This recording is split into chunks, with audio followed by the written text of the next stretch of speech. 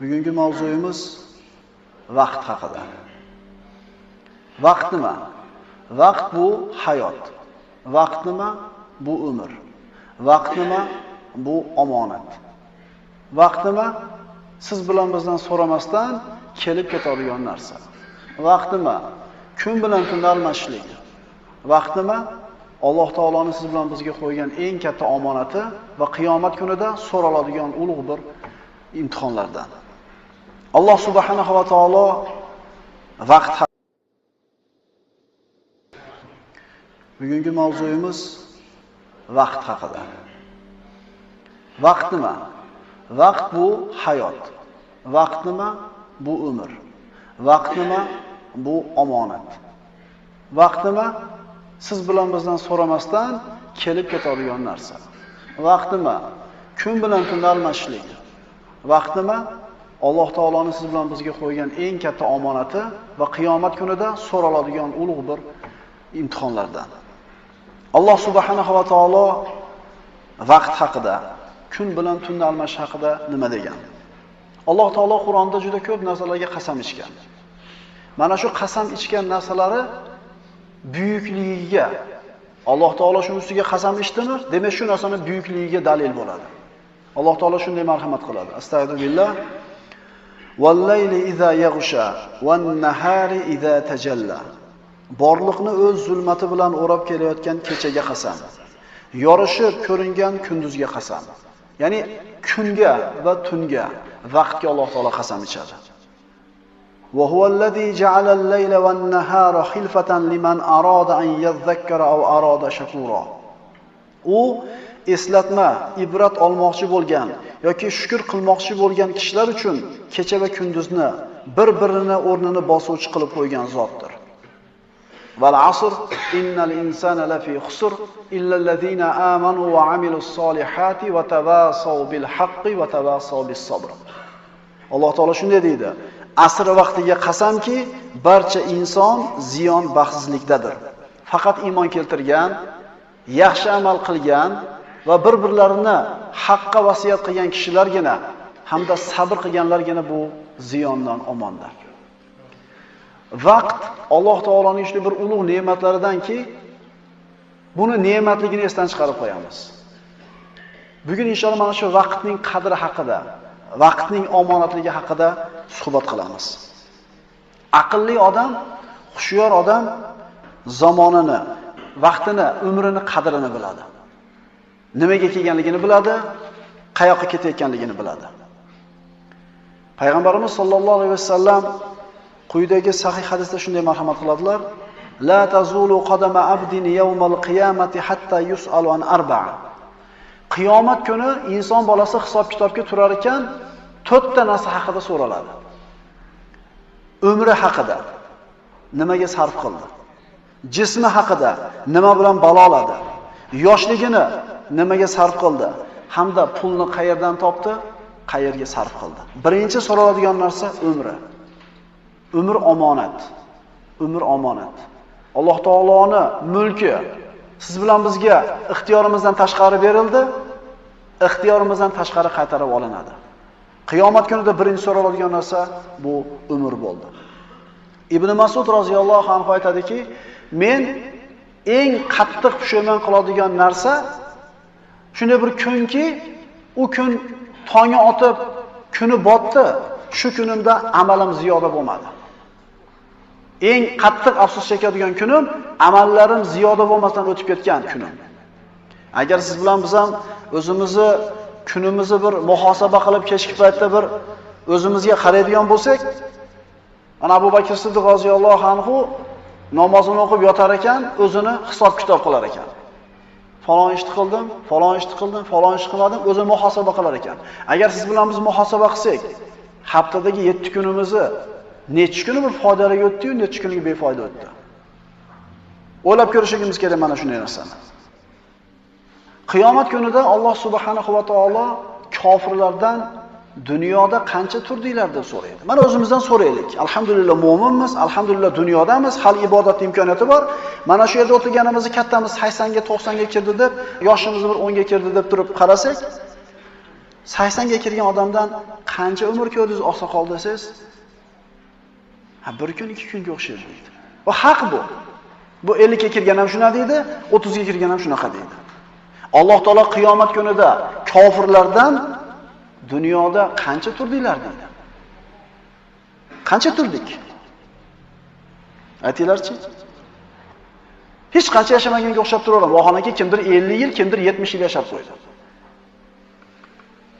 Kofirlar bir kun yoki 2 kun deydi. Alloh taolo shunday marhamat qiladi bu haqida. Astagfirullah. Qala illa bistum illa qalila law annakum kuntum ta'lamun. Afahasibtum annama khalaqnakum abathan wa annakum ilayna la turja'un. Fata'ala Allohul malikul haq la ilaha illa huwa robbul arshil karim. Ular aytdilar, bir kun yo yarim kun.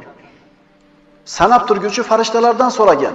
Alloh dedi, agar sizlar biladigan bo'lsangizlar, dunyoda juda oz turdinglar. Ya'ni sizlar abadiy deb o'ylagan, tugamaydi deb o'ylagan hayotlar o'zi aslida juda qisqa edi.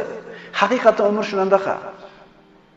Odamlarda jahannamga ko'prog'i ertaga qilaman, indinga qilaman, keyingi oyda qilaman, yilda oxirida qilaman, 40 ga kirganda qilaman deb turib, ertaga deb jahannamga tushib ketadi. Ramazon boshlanganda xatmani boshlayman, kuniga bir paradan xatm qilaman, mana shu 30 kunda xatm qilaman deydi. Birinchi kun bir para o'qiydi. Ikkinchi kun 2 para o'qiydi, uchinchi kun nima bo'ladi? Iftor chiqib qoladi.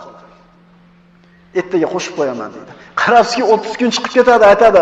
Ramazondan keyin bir o'qib qo'yaman deydi, shu bilan nima bo'ladi? Hayot nima? Hayot hozirgi vaqt. Kechagi kun ketdi yo'q. Ertangi kun hali kelgan yo'q, u ham yo'q. Hayot mana shu kunimiz. Mana shu kunda qilgan ishimiz bizniki. Mana shunda qilgan savobimiz, gunohimiz olib ketamiz. Ertangi kun Alloh biladi, bormi yo'qmi hali.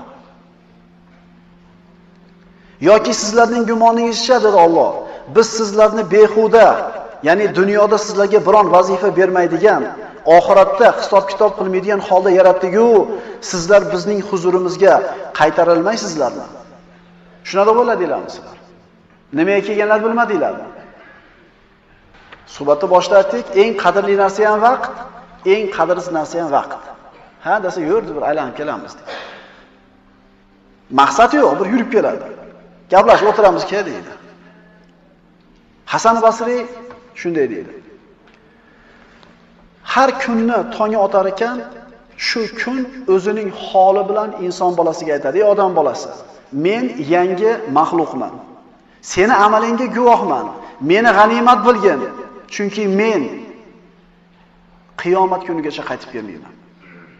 Hayotimizda har bir kun o'tar ekan, bizni hayotimizni bir kuni bizni qiyomatga yaqinlashtiryapti, dunyodan uzoqlashtiryapti. Inson mana shunday bir qadrli bo'lgan vaqtidan foydalana olmasligiga nima sabablar bor? Boshqacha qilib aytsak, qaysi sabablar inson o'zini vaqtidan foydalanishlikdan to'sib turadi? Birinchisi havoi nafsga ergashishlik. Sanab turamiz.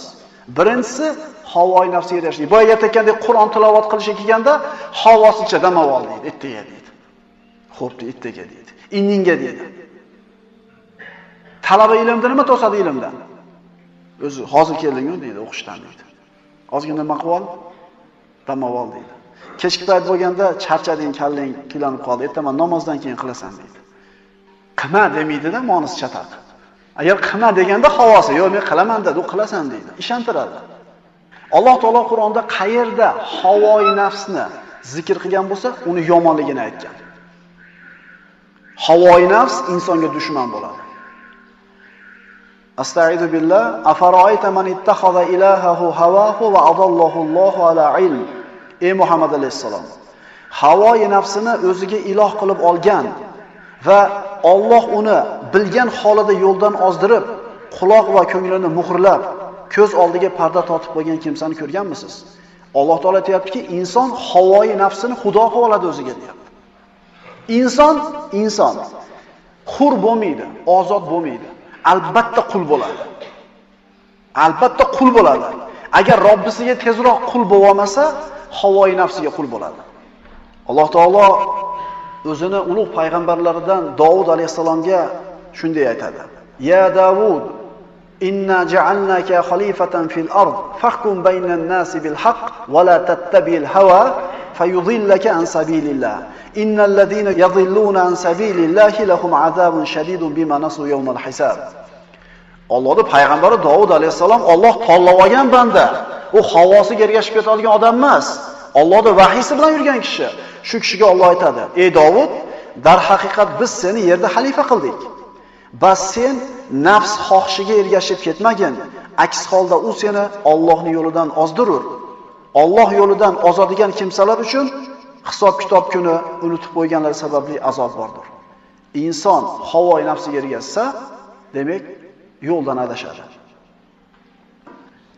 Vaqtimizdan unumli foydalanishimizdan to'sib qo'yadigan to'siqlarni gapiryapmiz. Birinchi to'siq nima bo'ldi? Havoy nafs. Wala tuti' man aghfalna qalbahu an zikrina wattaba hawahu wa kana amruhu furuta. Alloh taolo aytadi: "Siz ey Muhammad alayhisalom, o'zingizni va biz qalbini bizni zikr qilishdan g'ofil qilib qo'ygan, havoyi nafsiga ergashgan va qilar ishi isrofgarchilik bo'lgan kimsaga itoat etmang." Biz qalbini g'ofil qilib qo'yganligimiz uchun havoyi nafsiga ergashgan kishilarga ergashmang. Inson qachon havoyi nafsiga ergashar ekan demak? Alloh qalbini muhrlab qo'yganda. Odamlar bor, kunda bir marta Alloh demaydi. Kunda ovqat yeganda bismillah demaydi. Alloh degan so'zni esdan chiqarib qo'ygan. Alloh taolo qalbini muhrlab qo'yganmiz, shuning uchun havoyi nafsiga ergashadi ular deydi. Nabiy sollallohu alayhi vasallam keyingi hadisda shunday marhamat qiladilar: 3 ta halokatga olib boruvchi, 3 ta najotga olib boruvchi narsa bor.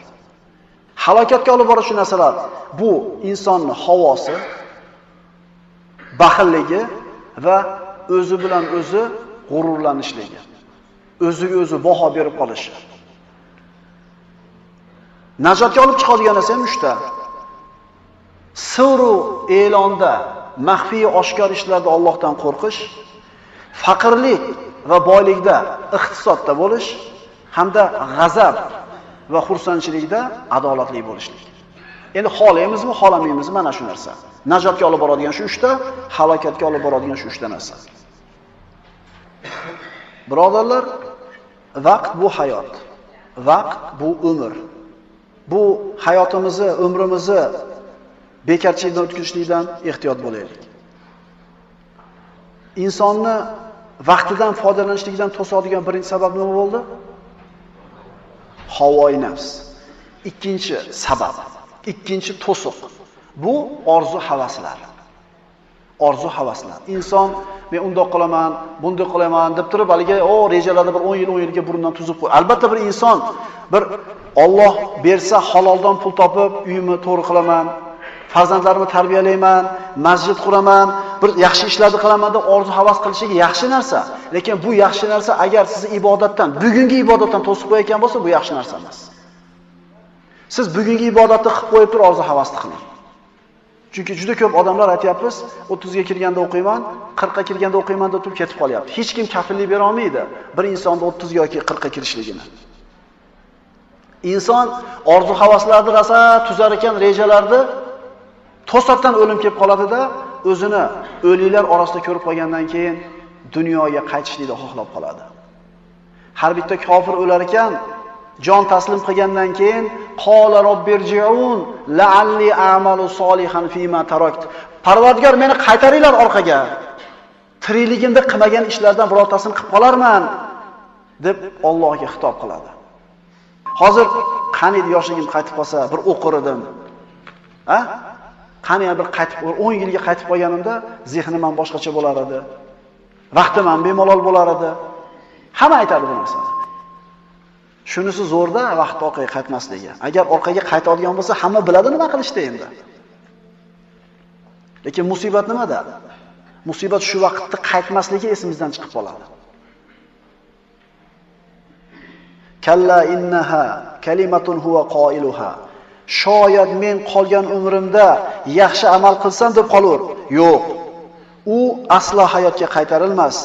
Dar haqiqat bu har bir jon berayotgan kofir aytadigan so'zdir. Ibn Umar roziyallohu anhuga payg'ambarimiz aytadilarki, kun fi dunya ka'annaka g'arib aw 'abir sabil. Dunyoda bir g'arib bo'lib yashang yoki yo'lovchi deb bo'lib yashang. Yo'lovchi, musofir odam safarida ketayotib charchaydi, bir daraxt tagiga to'xtaydi. To'xtashdan maqsad nima? Yana davom etkazish safarini. To'xtaydi, dam oladi, yeydi, ozgina uxlaydi, quvvatga to'lgandan keyin yana davom etadi. To'xtashdan maqsad ketish. Bizni dunyoga kirishdan maqsad yashab qolish emas bu yerda, akalar. Kirishlikdan maqsad safarimizga kerak bo'ladigan ozuqani to'plab ketishlik. Ali roziyallohu anhuning so'zlari bor. Dunyoda xuddi o'lmaydigandaqa amal qil, lekin ertaga o'lib qoladigandaqa ibodat qil. Mana shu shior bo'lgan ularda. Mana shu shior bilan yashagan ular. Odamlarda shundaylari borki, shu orzu havas bilan shunday ovora bo'lib qolgan, ibodatdan uzoq gapirsang, xo'p deb qo'yadi, qilmaydi. Eshitib qo'yadi, tushunmaydi. yoki umuman parvo qilmaydi. Ulgiyman deydi, qilaman deydi. Alloh taolo nima deydi bunaqilar haqida? Masjid qo'shnisi bo'ladi. Ajablanadigan joy masjid qo'shnisi bo'ladi. Ozonda eshitib berishma, lekin kirmaydi. Aytganimizda, siz bilan bizdan bitta savobli ish sodir bo'lgan bo'lsa, Allohning tavfiqi bilan bo'ladi. Alloh sizni yetalab masjidga olib chiqadi, shunga loyiq edingiz, namoz o'qidingiz. Endi masjidni ro'parasida turib, masjidni qo'shnisi bo'lib turib, ozonda eshitib, masjidga chiqa olmayapsizmi? Namoz o'qiy olmayapsizmi? Demak, loyiq emas salonga. Siz chiqmayotganingiz yo'q. Alloh sizni hidoyat qilmayapti. Siz yetaylamayapti bu yoqqa, chunki siz loyiq emassiz bu narsaga. Endi agar qilayotgan bo'lsak, Alloh taolodan tavfiq, Allohga hamd aytamiz. Hech qachon kerilib ketmaymiz. Lahum qulubun la yafqahuna biha va lahum a'yunun la yubsiruna biha va lahum adhanun la yasma'una biha. Ulaika kal an'am bal hum adallu ulaika humul ghafilun. Ularning dillari boru anglay olmaydilar.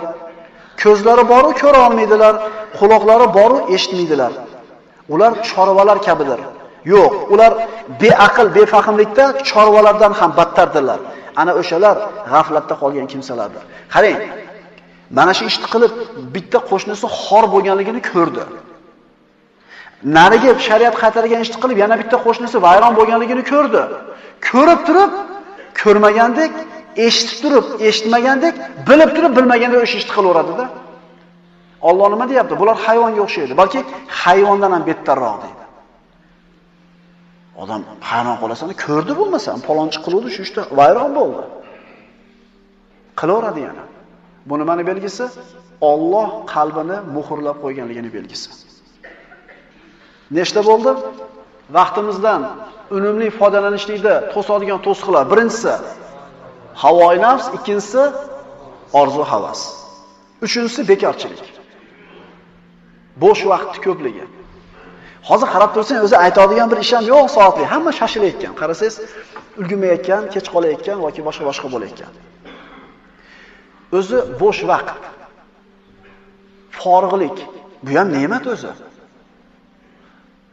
Ba'zida bo'ladi-yu. 5-6 ta ish bir vaqtga bo'lib qoladi, tiqilib ketadi vaqtingiz. Shu eplolmay qolasiz, qasmingizga borishni bilmay qolasiz, ulgurmay qolasiz. Payg'ambarimiz sollallohu alayhi vasallam aytadilar: "Ni'matani mag'ubuna fihima kathirun minan nas, as-sihha wal farah." Ikkita ne'mat bor, odamlarda juda ko'pi bu ne'matdan beparvo, g'ofil, bilmaydi bu ne'matda borligini. Yo'qotganda biladi. Bu sog'lik bilan bo'sh vaqt. Bo'sh vaqt. Ibn Hajar shu hadis haqida shunday aytadi. Kim o'zini bo'sh vaqtini hamda sog'ligini Allohning toatiga sarf qilgan bo'lsa, bu haqiqiy baxtli inson. Kim o'zini bo'sh vaqtini hamda sog'ligini Allohning toatiga sarf qilgan bo'lsa, bu haqiqiy baxtli inson. Bekor qoldi, tasbihni olib tasbih aytib o'tiradi. Bekor qoldi, bir kitob o'qiydi. Bo'sh vaqtini Allohning ibodatiga sarflaydi. Endi haqiqiy baxtsiz inson kim? Bo'sh vaqtini hamda sog'ligini ma'siyatga sarflaydigan inson. O'zi bu ikkita ne'mat haqiqatan ko'zga ko'rinmaydi-da, sog'lik bilan bo'sh vaqt. Endi bo'shlik, forig'lik yana 3 ga bo'linadi. Vaqtimizdan unumli foydalanishlikdan to'sadigan birinchi narsa havo, nafs, ikkinchisi orzu havas, uchinchisi bekorchilik, bo'shlik, forig'lik. Endi forig'likka qaytamiz. Bu forig'lik qalbda bo'ladi, nafsda bo'ladi, aqlda bo'ladi. Insonni qalbini forig' bo'lishligi nima bu? Insonning qalbida iymon bo'lmasa, bu qalb bo'sh, forig' qalb deyiladi. Esimizdan chiqmasin.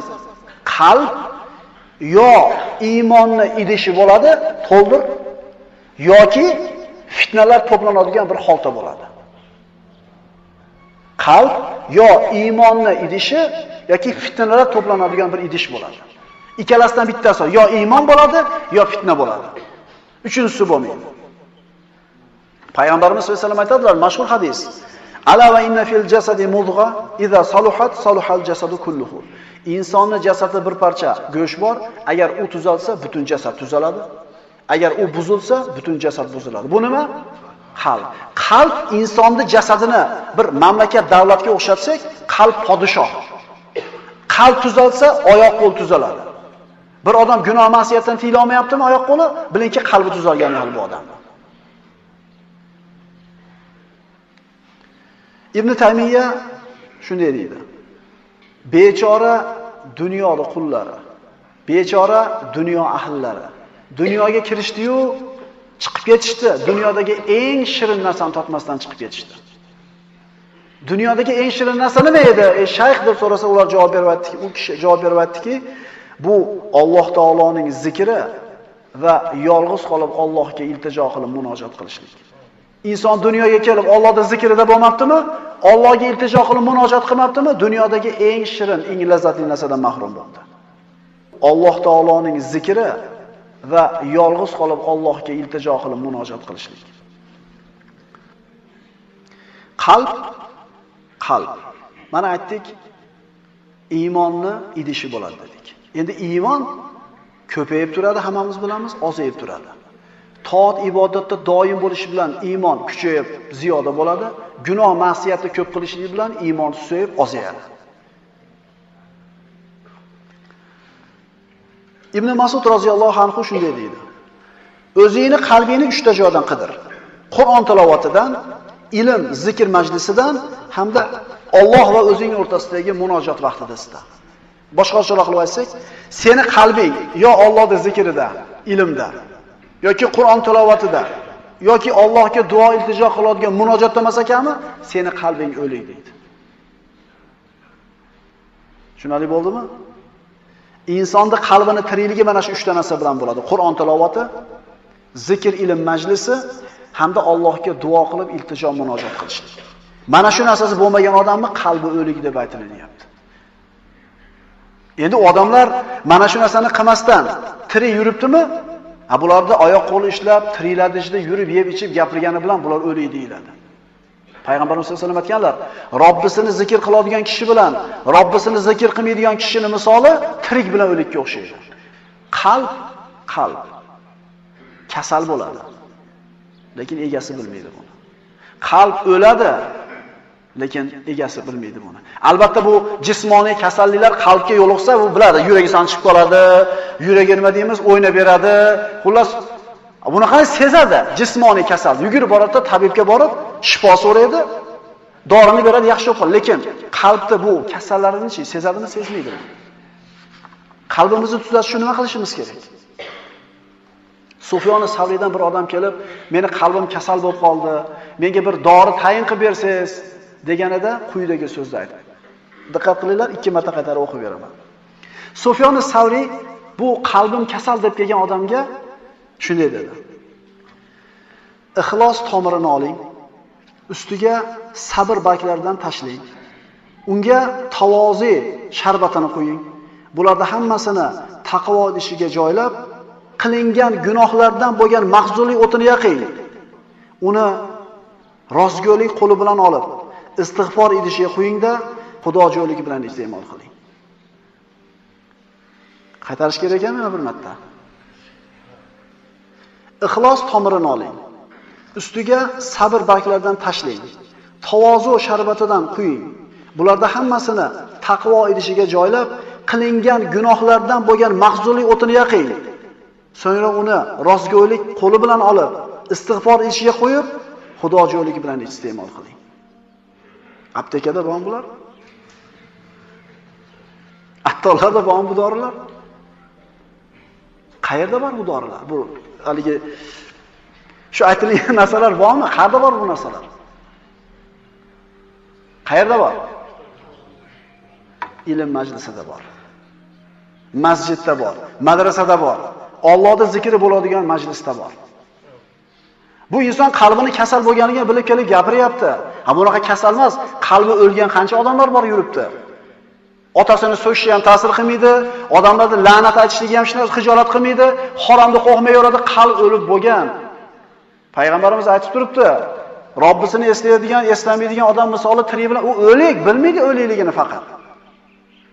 Yana sizga qarab rahmi keladi haligini bechoralar deydi. O'zlarini qiynab roza tutyapti deydi. O'zlarini qiynab deydi, namozga boryapti deydi. O'lik bular. Garchi tirik yurgan bo'lsa ham. Siz bilan bizni ishimizda bo'lgan bo'shliq, bo'sh vaqtdan bu nafsni bo'shligi. Nafsni forig'ligi. Nafs shunday narsaki, birodarlar, agar biz uni jilolab tezda bo'yin sindirib olmasak, albatta biz ustimizga chiqib bizni bo'yin sindirib oladi. Inna nafsa la'ammaratun bis-su illa ma rahima robbi. Nafs agar Parvardigorimning o'zi rahim qilmasa, albatta barcha yomonliklarga buyurguchidir. Dar haqiqat Parvardigorim mag'firatli va mehribondir. Nafs faqat yomonlikka buyurib turadi. Nafs faqat gunohga buyuradi. Bu nafsning tabiati. Yoshlar qachon ayniydi? Yoshlar bekor qolsa ayniydi. Agar ilm bilan ovora bo'lsa, bir yo'l. Agar ilm o'qimayotgan bo'lsa, mehnat bilan ovora bo'lsin. Bekor qolgandan chiqadi aynishlik. O'g'irlik, giyohvandlik, boshqa bayda shunday gunohlarning hammasi nimadan? Bekarchilikdan kelib chiqadi. Bekarlikdan kelib chiqadi gunohlar. Inson yo ilm bilan, ibodat bilan, yo bir mehnat bilan ovora bo'lib turishligi kerak. Va nafsin va man sawaha fa alhamaha fujuraha va taqwaha qad aflaha man zakkaha va qad khaba man dassaha. Alloh taolo bizni nafsimizni nimaligini bizga o'rgatyapti. Diqqat qilaylik. Jonga va uni raso qilib yaratgan, unga fisq fujurni ham, taqvosini ham ilhom qilib o'rgatib qo'ygan zotga qasamki, dar haqiqat uni nafsini poklagan kishi najot topdi va uni jonini fisq fujuri bilan ko'mib tashlagan kimsa nomurod bo'ldi, baxtsiz bo'ldi. Nafs shunaqa narsaki, savob qilish ham qo'lidan keladi, Alloh ilhom bergan, gunoh qilish ham qo'lidan keladi, ilhom bergan. Endi nafsni qaysi tomonga burishlik siz bilan biz ixtiyorimizda. Nafsni ulamolar emizikli bolaga o'xshatadi. 2 yil enasini emgan bolani sutdan chiqarganda 2-3 kun yig'laydi. Istima kiradi va hokazo. Bolani joni qiylanyapti deb onasi emizsa maktabga borguncha emadi. Endi shu 2 kun 3 kun qiylanganiga sabr qilinsa, hali bola ko'nikib ketadi. Sigaret tasha olmayotgan akalar, sizlarni qo'poq qilayotganda haligi zaifliginglar xullas. Haligi ruhiylarda zaifligi, yumshoq qilib aytsam. O'zingizlar yangi ishlaydi, xolamayotganliginglar, salaviyliginglar bunday aytganda. Onalarda tug'iliblar, emib sutidan ajrab o'lmadinglar-ku. Unga nimaga sabr qildinglar aytaymi? Chunki sizlarda ixtiyoringiz yo'q edi u yerda. Va ajratib qo'yishni siz qo'lingizdan hech narsa kelmas edi. Yig'lashda kelar edi. Endi bu safar ixtiyorni berib qo'ysa, qani nafsini tarbiyalay olaysanmi desa, unga nimamiz yetmayapti? Quvvatimiz yetmayapti. Sigaretni haromligiga ulamolar ijmo qilib bo'lgan birodarlar. Sigaret harom narsa. Tahorat sindiradimi, sindirmaydi deb so'ramanglar. Sigaret harom narsa. Aroqdan bitta farqi, aroq Qur'onda kelgan, haromdir. Payg'ambar sollallohu alayhi vasallam hadislarda kelgan haromdir. Shu sigaret bu keyingi davrda chiqqanligi uchun yo'q. Agar bo'lganda uni ham harom deyilsa kerak edi. Fa amma man tagha wa athara al-hayata dunya fa innal jahima hiyal ma'wa. Bas ana o'shanda kim hayotda dunyoda kufr isyon bilan tug'yonga tushgan va hayotda dunyoni oxiratdan ustun qo'ygan bo'lsa, u holda faqat jahannamgina uning uchun joy bo'lar. Ya'ni tug'yonga ketsa, hayotda dunyoda oxiratdan ustun qo'ysa. Endi davomida va amma man xofa maqoma robbihi va nahan nafsa anil hawa fa innal jannata hiyal ma'wa. Endi kim hayotda dunyodalik paytida qiyomat kuni mahshargohda Parvardigorning huzurida turishi hisob-kitobdan qo'rqgan bo'lsa, o'zini nafsini havodan qaytargan bo'lsa, albatta jannat uning joyi bo'ladi. Insonda aqli bo'shligi, aqlining yo'qligi o'zini vaqtidan unumli foydalanishidan to'sadi. Va qalu law kunna nasma'u aw naqilu ma kunna fi ashabis sa'ir. Ular kofirlar yana aytishdiki, agar bizlar ogohlantiruvchi payg'ambarning so'zlarini tinglab, aql yurgizguvchi bo'lganimizda do'zax egalari qatorida bo'lmas edik. Aqli bo'lmagan ekan. Agar biz aqlimizni ishlatganimizda jahannam ahllaridan bo'lmas edik. Aqlimizni ishlatib turib payg'ambarning gapiga kirganimizda mana shu hasrat nadomatda qolmasdik deyapti. Insonlar shunchalik ahmoq bo'ladimi deysiz? Alloh taolo javobini aytib turibdi bu yerda. Odamlar o'zini vaqtini to'g'ri sarflab, vaqtidan unumli foydalanishligi uchun to'sadigan ishlardan bittasi aqlni kamligi. Endi bolangiz aqli kamlik qilib, o'sha o'ziga foydali bo'lgan ishni qilmayaptimi? Indamayotgan otani aqli kalta. Urmaydimi, so'kmaydimi, yalinmaydimi, hadiya olib bermaydimi, xullas bolasiga foydali narsaga sarf qildirmaydimi vaqtini? Bugun sizlar bilan vaqtdan unumli foydalanishlik degan mavzuda dars qilgan bo'ldik. Agar shu yerda o'tirgan odamlardan shu o'tgan umringdan nimadan pushaymondasan desa, yemaganimga pushaymondaman, kiyolmaganimga alamdaman demaydi. Chunki aqli kirib qoldi, shax chiqmadi yeganlarda hamchi boshidan. Yemaganlar bir yet kam yeb qolmadi. O'tib ketgan umrida ibodat qilmaganiga pushaymon yeyapti. O'tib ketgan umrida ilm o'qib olmaganligiga, Qur'on yodlamaganiga pushaymon yeyapti, lekin dunyo matosiga hech kim pushaymon yeyotgani yo'q. Hali tirik turibmiz. Keyingi haftaga kim boradi ichimizda, kim bormaydi. Bugungi kunimizdan foydalanaylik. Alloh subhanahu va taolo